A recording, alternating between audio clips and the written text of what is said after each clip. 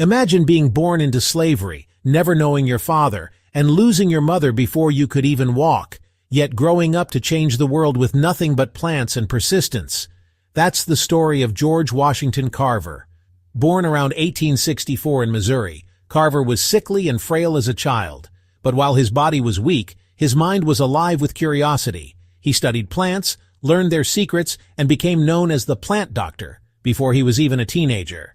But education for a young black boy in the late 1800s wasn't easy. Carver walked miles, sometimes barefoot, just to find schools that would accept him. His determination paid off. He became the first black student at Iowa State Agricultural College, where his gift for agriculture finally had room to grow. At Tuskegee Institute, Carver taught farmers how to save their soil by planting peanuts, sweet potatoes, and soybeans instead of only cotton. He went on to discover hundreds of uses for these crops, from paints and plastics to fuels and foods. And while people love to say he invented peanut butter, that's a myth. What he really gave the world was far greater, a way to survive. But here's the part that makes Carver unforgettable. Offered fame and fortune, he turned them down.